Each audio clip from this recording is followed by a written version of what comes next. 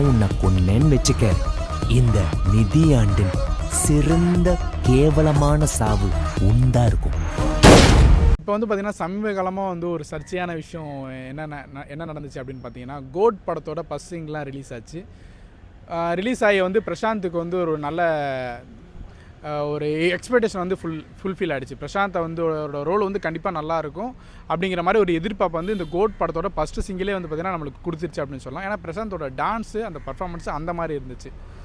So Vijay அவர்களுமே பார்த்திங்கன்னா அவருக்கான ஒரு ஈக்குவல் ரோல் கொடுத்துருப்பார் அப்படிங்கிறது ஒரு சாங்ஸ்லேயே நம்ம நம்பலாம். அப்படிங்கிற மாதிரி ஒரு பாட்டு தான் பார்த்திங்கன்னா கோட் படத்தில் இப்போ ரிலீஸ் பண்ணியிருந்தாங்க.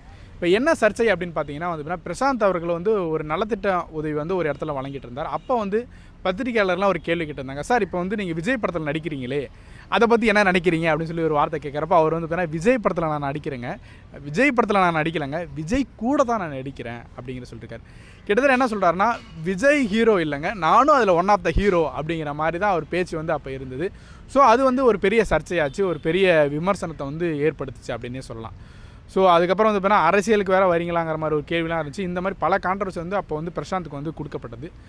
பிரசாந்தை பற்றி நம்ம சொல்லப்போனால் பார்த்தீங்கன்னா இப்போ விஜய் அவர்களோட படத்தோட பட்ஜெட் என்னன்னு தெரியல. விஜயோட படத்தோட வசூல் எல்லாமே 500 கோடி 1000 கோடி கண்டிப்பாக இவ்வளோ பெரிய கலெக்ஷன் இருக்கும். மினிமமாக ஒரு 300 கோடி கலக்கும் வசூல் பண்ணும் அப்படிங்கிற மாதிரி ஒரு பெரிய டாக் போயிட்டுருக்கு விஜய் அவர்களை பற்றி.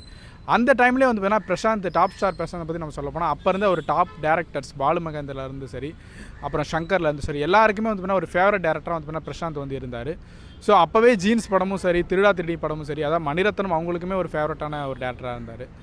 ஸோ அப்போவே பெரிய பெரிய பட்ஜெட் படத்தில் பார்த்திங்கன்னா நம்ம பிரசாந்த் நடிச்சிட்டு இருந்தார். அவங்களோட ப்ரிஃபரன்ஸில் பிரசாந்த் இருந்தார். ஸோ அந்த ஒரு கான்ஃபிடென்ட் தான் பார்த்திங்கன்னா இந்த அளவுக்கு அவரை பேச வச்சது அப்படின்னு நான் நினைக்கிறேன்.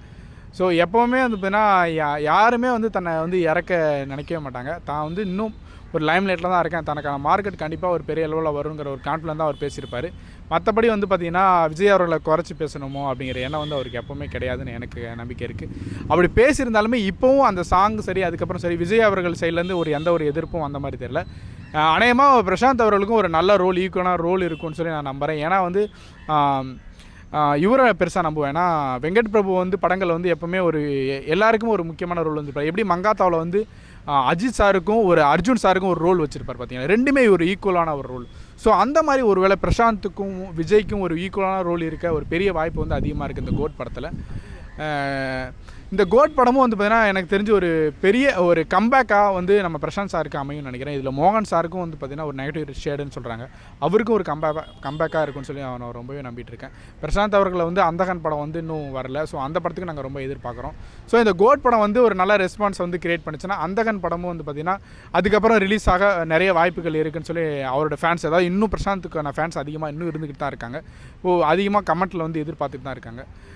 கண்டிப்பாக நாங்களும் ரொம்ப எதிர்பார்க்குறோம் பிரசாந்தோட பர்ஃபார்மன்ஸ் எப்படி இருக்குன்னு சொல்லி கோட் படத்தில். ஸோ வெயிட் பண்ணி தான் பார்க்கணும் அவருக்கு எந்த அளவுக்கு ஈக்குவலாக கொடுத்துருக்கேன் அப்படின்னு சொல்லி. கண்டிப்பாக கோட் படம் ஒரு சக்ஸஸ் ஆகும்னு சொல்லி எல்லாருமே நம்பிட்டு இருக்காங்க. நானும் அதை தான் நம்புகிறேன்.